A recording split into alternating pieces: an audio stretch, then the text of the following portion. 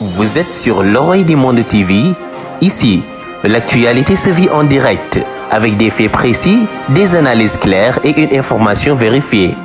Entre actualité, politique, religion et reportage, bienvenue dans votre rendez-vous de l'information. Vous êtes au cœur de l'actualité sur l'oreille du monde TV. N'oubliez pas de vous abonner, d'aimer et de partager la vidéo à vos proches et de mettre vos avis dans les commentaires. jërë ngeen jëf. yéen amateur l'oreille du monde TV yëpp man Thierno maa ngi leen di nuyu di leen ziar tey dama fas yéene indil leen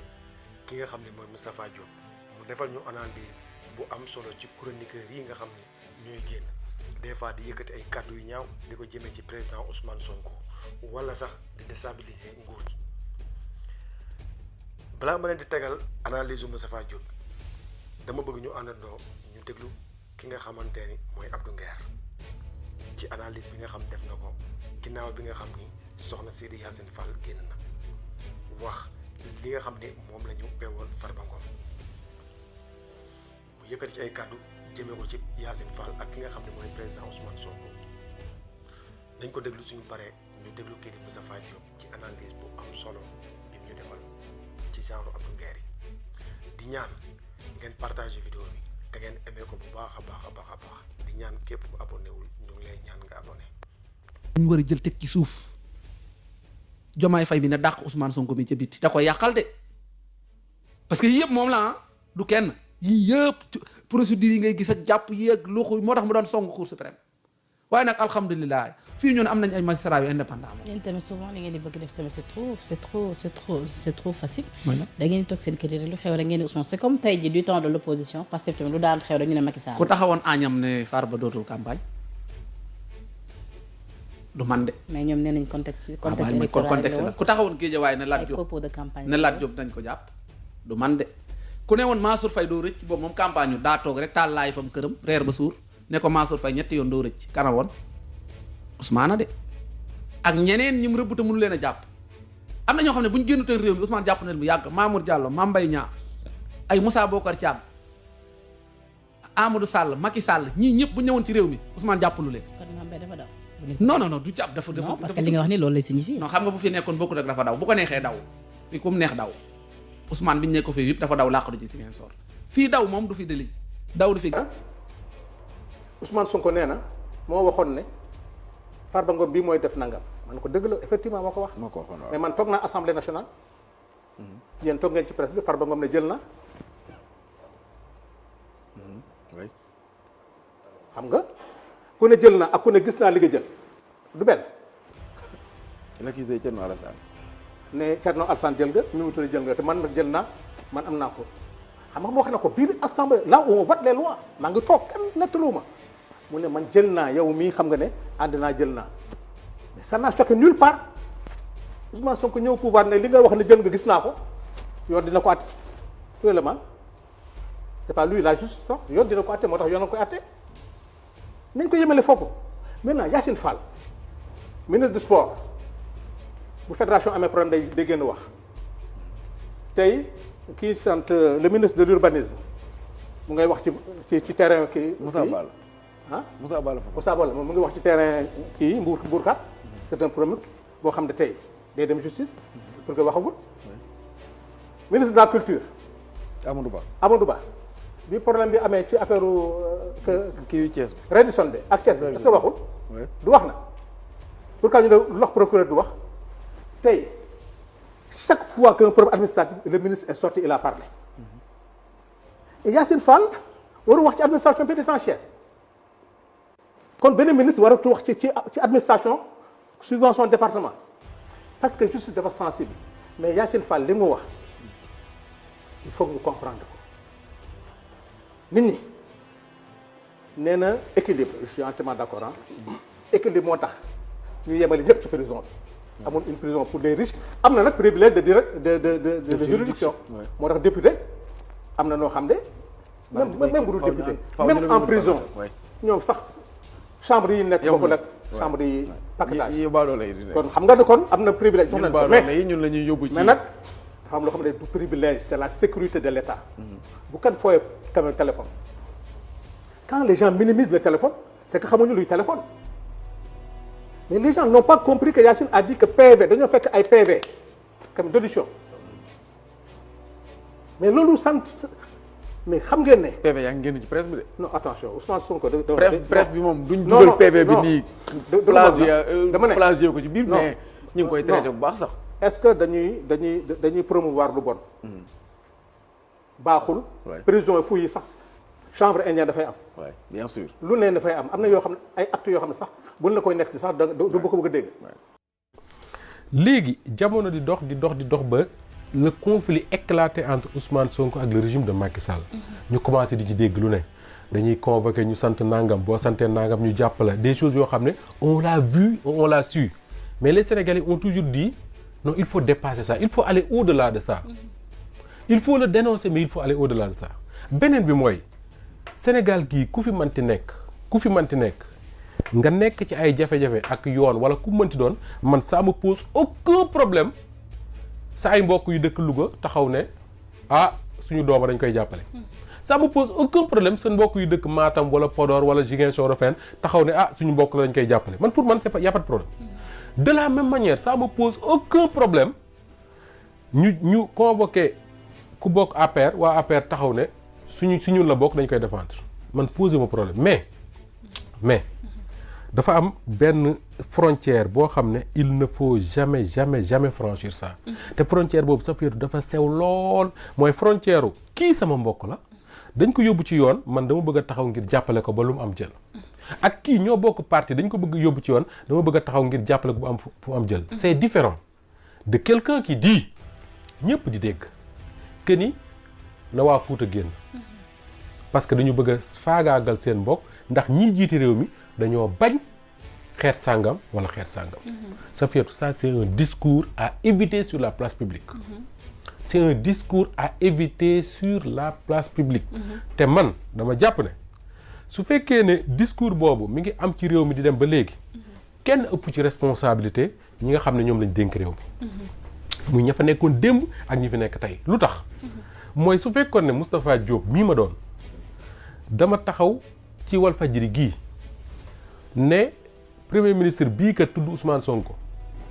dafa bañ xeet sàngam wala xeet sàngam moo tax mu bëgg a jàpp Safiatou Cissé mi ndax ci xeet moom la bokk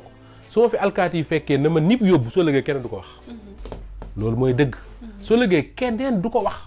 mais su fekkee ne depuis des mois wala depuis des semaines au moins yaa ngi dégg ay nit di def ay vidéo di ko wax ñeen gi toog ay plateau yoo xam ne xam nañ leen xam ngeen fa ñuy liggéey ñu koy wax dara du leen ci fekk wala bu ñu leen convoqué ñu dem ñu déglu leen bàyyi leen ñu ñibbi wala ñu àtte leen dóor leen 2 semaines 3 semaines bàyyi leen ñu ñibbi mais wax jooju day continuer. or wax ju jara arrêté la dama dégg benn responsable politique France mu ne si république amul race république y a que des citoyens. te muy dëgg beneen bi mu ne opinion bokkul ak délit Safiatou man am naa samay opinion que nga may saagaak nga may tàccoog nga may wax lu ma neex ak ce sont mes opinions et kenn du ma tere ma exprimer ko naa ko exprimer nu ma neexee mais opinions yi dama koy exprimer ci un cadre boo xam ne état moo ko définir wala boog sénégalais ñoo ko définir ne ñun que dañu teg constitution teg ay loi yoo xam ne lii ak lii dañ ko fiy tere mais opinion mënul tekki nga toog ci plateau wu télé wala rajo wala bind sa journal wala ku ne kat xeet sàngam ne ñu génn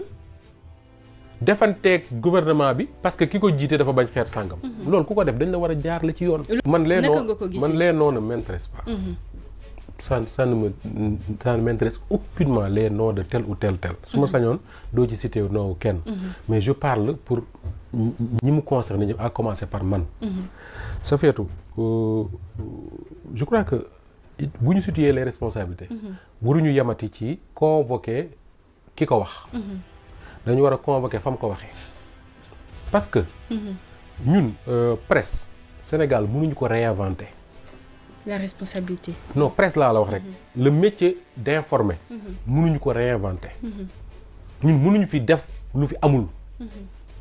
ay réew yu mag a mag raw ñu ci presse fuuf ci lañ gisee ni ñuy defee. mënuñu ko créer waat nañu waxante dëgg rek. Safiatou yaa ngi wax chroniqueur activiste et cetera man mënuma leen a tudde neen parce que mënoo xam lan lañ soo demee ci réew yu normal yépp dafa am ñuy tudde ay journaliste ñooñu ñooy am li nga doon wax sànq la carte nationale de presse soit ñu former leen ci l'école wala ñu former leen ci rédaction yi ñu nekk ay journalistes xam nga la mooy seen métier informer c'est-à-dire que collecter de l'information traiter ko maanaam vérifier ko informer diffuser léegi à côté de ça am ñu ñuy tuddee ci yenn réew yi ay chroniqueurs Safiatou il faut qu'on se pose une question simple kan mooy chroniqueur man li may seetaan ci médias yu réew yu mag yépp suñu nee Moustapha Diop chroniqueur la sur telle chaîne dafa am loo xam ne moom lañ gis ci Moustapha Diop ba tax ñu ne dañ koy jël comme chroniqueur déglu baax mooy soit Moustapha Diop moomu dafa jàng droit ñu ne kii kat dañ koy jël comme chroniqueur ci wàllu droit comme ça bu ñu dee wax ci droit xalaatam daf ciy am solo wala ñu ne Moustapha Diop kat ab médecin la parce que y a des médecins chroniqueurs ñooy dañ koy jël chroniqueur comme ça bu ñu dee wax ci wàllu santé moom mën na cee wax wala ñu ne Moustapha Diop mi kat dafa jàng je sais pas moi science politique ñooy dañ koy jël pour que bu ñu dee wax ci wàllu politique ñu kii beneen bi mooy y a des chroniqueurs yoo xam ne c'est des journalistes qui ont une certaine expérience ñoo xam ne dañu pratiquer 10 20 30 ans de métier le fait que ñu def 10 20 30 ans de métier daf leen a may ñu fekkee lu bare donc dañuy am background boo xam ne moo leen di permettre sur les questions d'actualité buñ ci waxee ñu ne kii c'est une voix autorisée est-ce que loolu moo am Sénégal mukk man damay jël un exemple simple parce que du ma tooñ kenn man je prends les chroniqueurs avec qui je travaille quand je dis je fais penco ak Mame Birame Wathie pourquoi parce que il a un background boo xam ne le fait de pratiquer un métier depuis des années di lire di ci bind di ci jàng may na ko background boo xam ne quand il parle de l'actualité da nga xam ne kii tàndantuwul da li muy wax da koo xam je prends quelqu'un comme Pape Moussa Sow il n'est pas journaliste du tout mais c'est un doctorant en droit c'est-à-dire que mi ngi def pour am doctorat am ci droit donc kooku soo ko amee sur ton plateau quand vous parlez de questions de droit xalaatam gis-gisam da cee am solo nga jël quelqu'un comme Pape Sané par exemple son expérience sur les questions de défense sécurité yu demee noonu daf koy permettre quand tu abordes ces questions là mën na la ci wax loo xam ne yow xamoo ko woon man loolu laa xam quelqu'un comme Ibrahima Anne également quelqu'un comme Ibrahima Anne qui a une maîtrise en droit nga xam ne lim lay wax ci droit lu mu jàng la comme ni ko magistrat yi jàngee ni ko avocat yi jàngee loolu laa xam à côté de ça maintenant tu as des journalistes yoo xam ne ils ont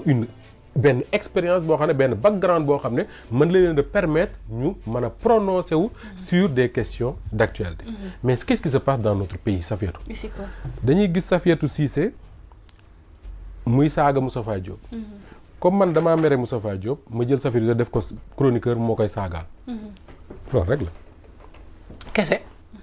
c'est-à-dire que tey mënoo jël du ñëpp parce que y en a de très bons mais mënoo jël ñi nga xam ne ñoo fi nekk yëpp nga ne kii de vraiment dans un domaine tel lu mu la ci wax jàppal c'est des gens qui parlent de tout et de rien mais ces gens-là nga xam ne jànguñu le métier d'informer en tout jànguñu le métier d'informer facilement dañuy def glissement facilement dañuy tarxis mooy tax du ñu xam lan la déontologie ban lañ la éthique bañ lan la loi bañ tarxis yooyu moo leen di indil ñu wax loo xam ne procureur mënul def lu wóolu leen donc responsabilité bu médias yi da ci am mais également responsabilité ñi nga xam ne ñoom la ñu dénk sécurité ak unité nationale parce que bul fàtte ne Bassirou Diomaye Faye il est le garant de l'unité nationale bien sûr